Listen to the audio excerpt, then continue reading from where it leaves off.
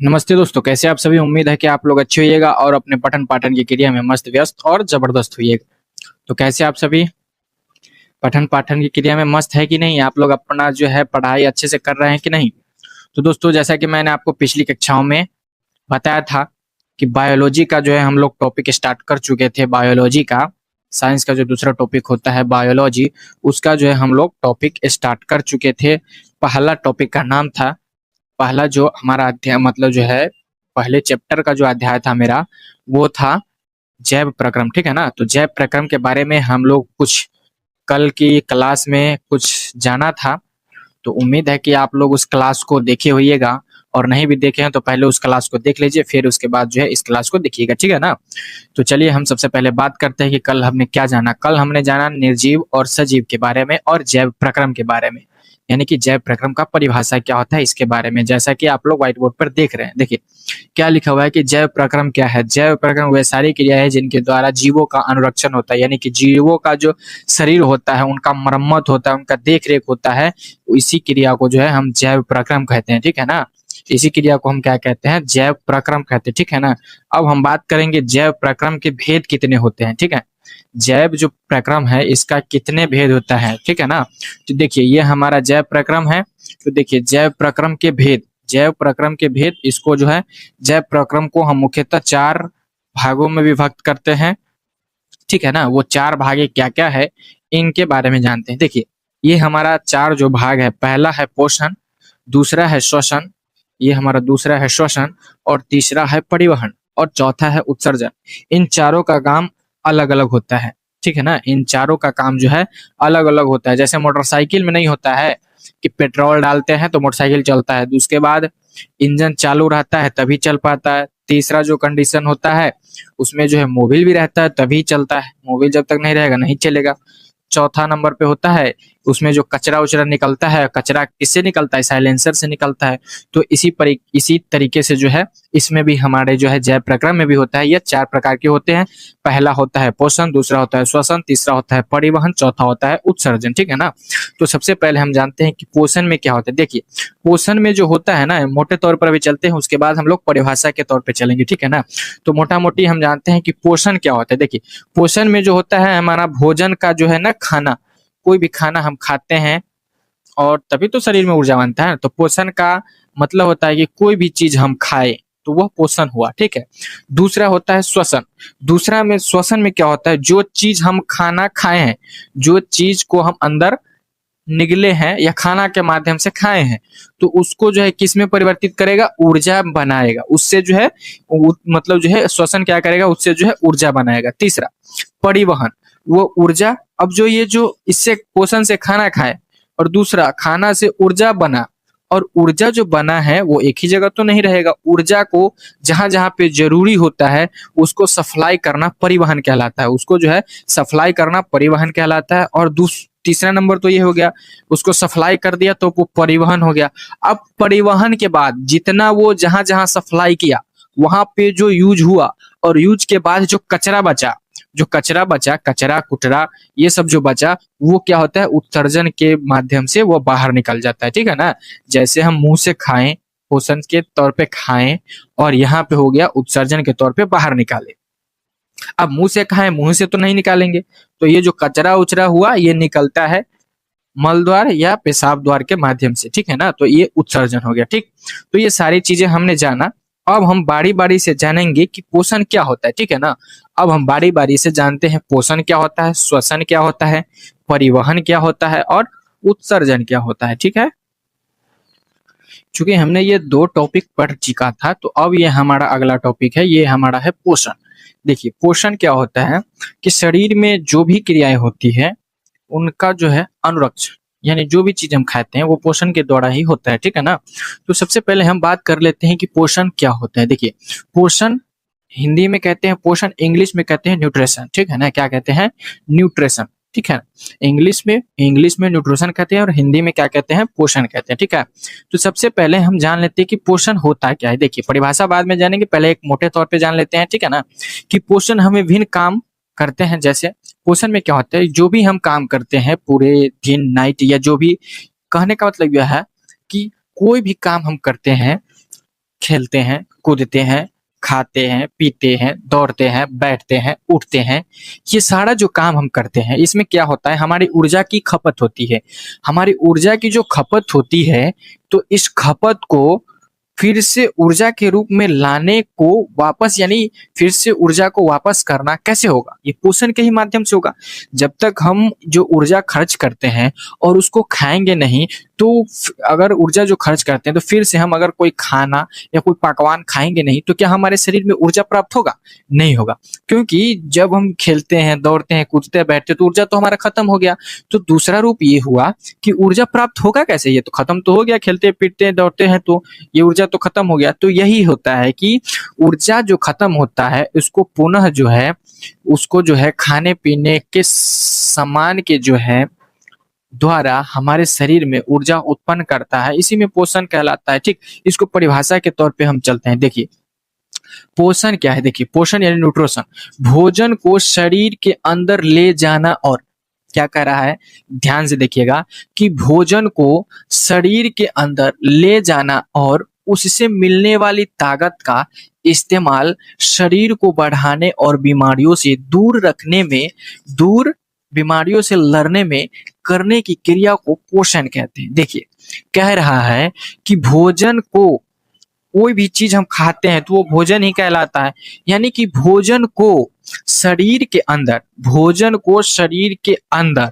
शरीर के अंदर ले जाना, भोजन को शरीर के अंदर ले जाना और उससे मिलने वाली, उस भोजन से मिलने वाली ताकत का इस्तेमाल, भोजन से जो ताकत हमें मिलती है, ऊर्जा बनती है, उससे ताकत मिलता है, तो ताकत का इस्तेमाल शरीर को बढ़ाने और बीमारियों से, इस शरीर का बढ़ाने या शरीर का विकास करने, और जो हमारे कभी बुखार लग जाता है, कभी सर्दी हो जाता है, तो उस बीमारियों से लड़ने में करने की क्रिया को पोषण कहते हैं। उस बीमारियों से लड़ने में करने की क्रिया को पोषण कहते हैं, ठीक है ना।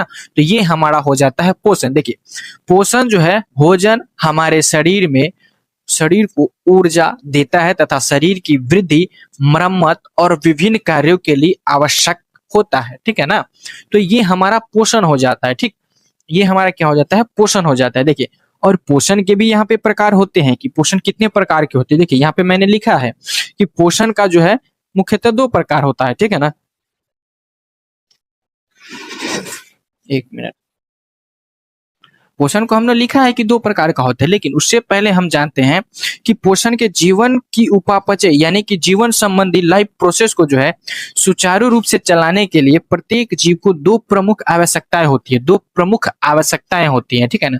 और वो 2 आवश्यकताएं क्या है उसके बारे में हम जानते हैं। देखिए पहला जो हमारा आवश्यकता है ये कि जीवन की उपापचय क्रियाओं की संचालन के लिए निरंतर ऊर्जा की आपूर्ति, जो भी ऊर्जा आपूर्ति होता है उसको जो है क्या करता है, ऊर्जा को पूर्ण रूप से फिर से विस्थापित करता है, ठीक है ना। क्या है कि शरीर की वृद्धि तथा टूटे फूटे ऊतकों को मरम्मत के लिए जीव द्रव्य का निर्माण, ये दूसरा है, ठीक है। पहला हमारा कहता है कि जीवन की उपापचय क्रियाओं के संचालन के लिए निरंतर ऊर्जा की आपूर्ति, अगर जो भी मतलब शरीर में जो है उपापचय और अपचयी क्रियाएं बराबर चलती रहती है, तो उस क्रियाओं की आपूर्ति ना हो, उस क्रियाओं की जो है उसमें ऊर्जा की आपूर्ति कमी ना हो, तो उसके लिए जो है संचालन के लिए निरंतर ऊर्जा को पूर्ति करता है। ये पहला है हमारा, पहला, ठीक है ना। दूसरा हमारा कहता है कि दूसरा शरीर की वृद्धि तथा टूटे फूटे ऊतकों के मरम्मत के लिए जीव द्रव्य का निर्माण, ठीक है ना। जीव द्रव्य का निर्माण करता है, कहीं भी आप कट जाता है, टूट जाता है, फूट जाता है, तो फिर से उस जीव द्रव्य का निर्माण करना ही शरीर की वृद्धि, ये सब पोषण में ही आता है, ठीक है ना। शरीर की वृद्धि तथा टूटे फूटे ऊतकों की मरम्मत के लिए जीव द्रव्य का निर्माण करना, ये सारा हमारा दूसरा क्रियाओं में आता है, ठीक है ना। जैसे मैंने पिछली कक्षाओं में कल बताया था कि जो शरीर का जो होता है ना, सबसे छोटा और सबसे महत्वपूर्ण पार्ट होता है सेल। सेल, इसको हम हिंदी में कोशिका भी कहते हैं और इंग्लिश में सेल कहते हैं, ठीक है ना। इसको हिंदी में कोशिका कहते हैं और इंग्लिश में सेल कहते हैं, ठीक है ना। इंग्लिश में सेल कहते हैं। इनसे हमारा शरीर का ढांचा बना हुआ है। शरीर का ढांचा या यह जो है शरीर का सबसे छोटा कण होता है। जैसे ठोस कण में क्या होता है, ठोस जो कण होता है, मिट्टी का कण आप देखे होइएगा, बालू का कण देखे होइएगा, उसी प्रकार से ये जो होता है शरीर का जीव का कण होता है, तभी तो शरीर का पार्ट पार्ट बनता है। कोशिका से मतलब जीव द्रव्य बनता है और जीव द्रव्य से जो है पूरा शरीर का निर्माण होता है। तो ये हमारा है, ठीक है ना। तो अब हम जान चुके, अब हम जानते हैं पोषण के भेद। देखिए पोषण के मुख्यतः दो भेद होते हैं। पहला स्वपोषी पोषण, ठीक है ना। स्वपोषी पोषण को ही हम क्या कहते हैं, ऑटोट्रॉफ, ऑटोट्रॉफ पोषण कहते हैं, इंग्लिश में इसको कहते हैं ऑटोट्रॉफिक न्यूट्रिशन, ऑटोट्रॉफिक न्यूट्रिशन। दूसरा हमारा होता है पर पोषण यानी कि विषम पोषण, इसको कहते हैं दूसरा विषम पोषण, ठीक है ना। पर पोषण को ही विषम पोषण या हेट्रोट्रोफस हेट्रोट्रोपस कहलाता है, हेट्रोट्रोपिस न्यूट्रिशन कहलाता है, ठीक है ना। पर पोषण विषम पोषी, स्वपोषण यानी खुद पोषण। स्वपोषण इसका अर्थ ही होता है स्वयं, स्व मतलब स्वयं या स्वतः, पोषी मतलब स्व मतलब स्वयं, ठीक है ना। और पोषी मतलब क्या, पोषण करना, ठीक है ना। तो ये हमारा हो गया स्वपोषी, जो अपना खाना खुद बनाए वह स्वपोषण। दूसरा परपोषण क्या, जो दूसरे के खाने पर निर्भर रहता है, जो दूसरे के खाने पर निर्भर रहता है उसे परपोषण कहते हैं, ठीक है ना। तो अब हम इसको बारी बारी से जानेंगे कि स्वपोषी क्या होता है, स्वपोषी पोषण क्या होता है, परपोषी पोषण क्या होता है, ठीक है ना। इन सारी विषयों पर अब हम चर्चा करते हैं, ठीक। क्योंकि अब हम जानते हैं कि स्वपोषी और परपोषी क्या होता है। देखिए स्वपोषी पोषण यानी कि ऑटोट्रॉफिक न्यूट्रिशन, ऑटोट्रॉफिक न्यूट्रिशन को क्या कहते हैं, जो जीव अपने भोजन के लिए किसी दूसरे पर निर्भर न रहकर अपना भोजन खुद तैयार करते हैं, अपना भोजन खुद बनाते हैं। कहने का मतलब ये हुआ कि जो जीव किसी दूसरे पर कोई अति नहीं है, मतलब किसी दूसरे पर आश्रित नहीं रहता, या भोजन अपना खुद तैयार करता है, ठीक है ना। तो इसको हम एक बार फिर पुनः जानेंगे कि जो जीव अपना भोजन खुद यानी कि जो जीव अपने भोजन के लिए किसी दूसरे पर निर्भर न रहकर अपना भोजन खुद बनाते हैं उसे हम क्या कहते हैं, स्वपोषी पोषण कहते हैं, ठीक है ना। स्वपोषी पोषण कहते हैं, ठीक है। ऐसे एक बार और समझ लेंगे, ऐसे जीव जो भोजन के लिए किसी अन्य जीवों पर निर्भर न रहकर अपना भोजन स्वयं संश्लेषित करता है उसे हम क्या कहते हैं, स्वपोषी पोषण कहते हैं। जैसे स्वपोषी पोषण, जैसे एग्जाम्पल के तौर पर अगर हम बात करेंगे तो एग्जाम्पल में हम जानते हैं कि सभी हरे पौधे स्वपोषी पोषण होता है, सभी हरे पौधे स्वपोषी होता है। क्यों, क्योंकि हरे पौधे जो होता है ना वह खुद से अपना खाना संश्लेषित करता है। कैसे, प्रकाश की उपस्थिति में वह जो है क्या करता है, प्रकाश संश्लेषण के माध्यम से वो अपना जो है क्या करता है, अपना भोजन तैयार करता है, ठीक है ना। तो ये हमारा सभी पेड़ पौधे यानी कि सभी हरे पेड़ पौधे क्या होता है, स्वपोषी होता है, ठीक है ना। उसी प्रकार से हम दूसरा चलेंगे परपोषी पोषण, ठीक है ना। ये पहला हमने कंप्लीट किया। दूसरा हमारा है परपोषी पोषण, हेट्रोट्रोफिक न्यूट्रिशन, ठीक है ना। हेट्रोट्रोफिक न्यूट्रिशन, देखिए परपोषी को हम क्या कहते हैं, हेट्रोट्रोफिक भी कहते हैं, इसे हेट्रोट्रोफिक न्यूट्रिशन कहते हैं। और परपोषी पोषण को हम क्या कहते हैं, विषमपोषी पोषण भी कहते हैं, ठीक है ना। तो परपोषी को इंग्लिश में कहते हैं हेट्रोट्रोफिक न्यूट्रिशन। इसका परिभाषा हम जानते हैं कि जो जीव अपना खाना खुद नहीं बना सकते, कहने का मतलब है कि जो जीव अपना खाना खुद नहीं बना सकते और भोजन के लिए किसी पेड़ पौधे या किसी दूसरे पर आश्रित होते हैं, किसी दूसरे पर आश्रित होते हैं उसे हम परजीवी पोषण कहते हैं, ठीक है ना। परजीवी पोषण कहते हैं। जैसे देखिए पर इसका जो परिभाषा लिखा हुआ है कि परपोषण वह प्रक्रिया है जिसमें जीव अपना भोजन स्वयं संश्लेषित न कर किसी न किसी रूप में अन्य स्रोतों से प्राप्त करते हैं, उसे हम परपोषण कहते हैं, ठीक है ना। उसे हम क्या कहते हैं, परपोषण कहते हैं। जैसे हम एग्जाम्पल पे तौर पे चलेंगे, जानवर क्या करता है, वो अपना भोजन खुद बनाता है नहीं, क्योंकि वह अपने जो है चारा यानी जो चारा घास होता है उसे अपना भोजन प्राप्त करता है। यानी कि हम मानव उस मतलब जो है जानवर को पोसते हैं तो मानव जब तक उसको घास नहीं देगा या कुट्टी नहीं देगा तो वो खाना कैसे प्राप्त करेगा। उसी प्रकार से कोई भी जानवर जब दूसरे का शिकार नहीं करेगा तब तक वो कैसे खा पाएगा।